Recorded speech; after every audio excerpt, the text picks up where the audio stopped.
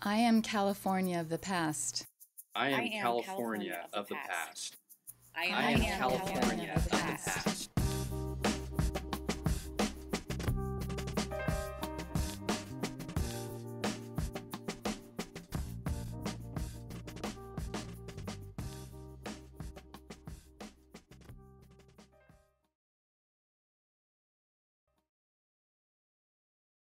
I remember hearing the trains on the tracks across the street from the old library. I remember the children's library downstairs while the adults were busy upstairs. I felt sad when the library moved to the new one and we lost that small town library feeling. Seeing the preschoolers listening intently to the story time. I remember the library reopening to a throng of people. I remember how the Roseville Library looked like a cavernous dome when I was young. The new building immediately smelled musty from the old books. The sounds of the library grew from hushed whispers of a cloister to the din of modern times. I hear the sound of the children from the preschool as they excitedly come to check out books every week. I see the big smiles of the children as they create crafts on Free Craft Tuesday. I remember feeling nervous and excited the first day I came to work at the library. I remember when the library flooded in the early 80s. It was heartbreaking to walk downstairs to see the water-damaged furniture and materials and staff in boots cleaning up. I love to see children in the library smiling, animated, and enjoying the library and its programs. I feel excited when I get to handle or read the Roseville Public Library's history collections, documents, and artifacts. I remember my first impression of the downtown library, the circular design as well as the 70s colors. The smell of old musty books always reminds me of history.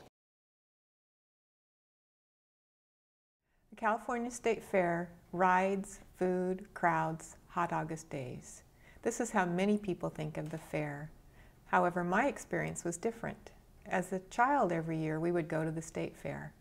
My sister and I were always excited about returning to the fair. Our favorite part of the fair was the county exhibit hall. We would spend most of our day inside the hall. At each county, we would admire the decorations, find out what each county produced and what was their most famous attraction. At one of the booths, there was usually plastic bags. We would gather pamphlets and information, and by the end of the day, our bags were full. Going home, we anticipated the following day. Emptying our bags, we would spend the whole day reading and learning about each county. People often think of the fair as rides, foods, and crowds, but we thought of the history of California. Do you remember the invasion of the Mediterranean fruit flies? Well, I do. It was the early 80s in San Jose, and we were having problems with fruit flies devouring our vegetation. Aerial spraying began, and as a kid, it was a little bit scary because we couldn't go outside. The funniest part of this time was when my school was celebrating Spirit Week. On one of the days that week, we had to dress as Mediterranean fruit flies.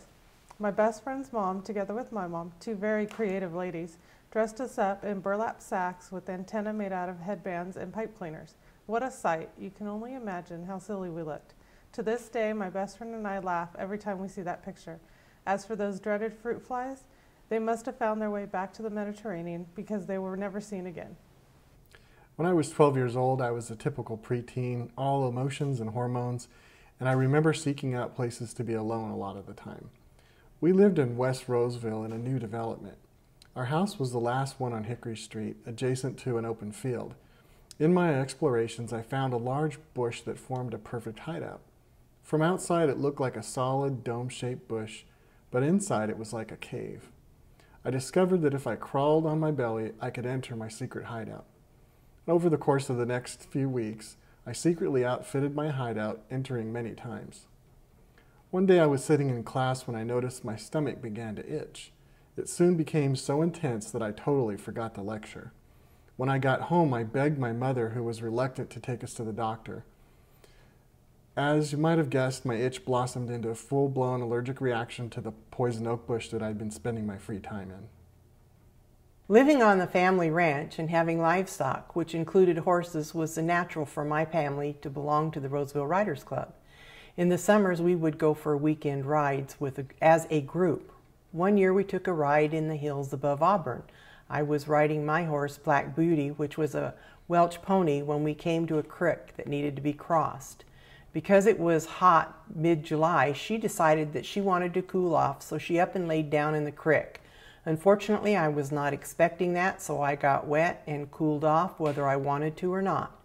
Moral to the story, always expect the unexpected when you're riding a horse, as you may not always get the ride you are expecting. My recent trip to Yosemite brought back memories of my childhood.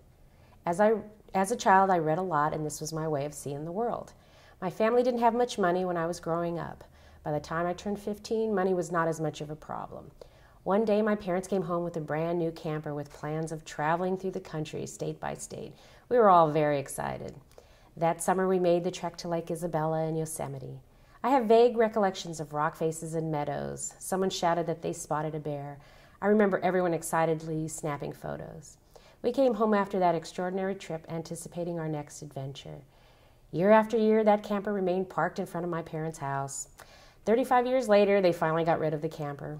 I have traveled quite a bit since leaving home, never thinking about how that experience affected me. But driving through Yosemite once again reminded me of that long ago trip.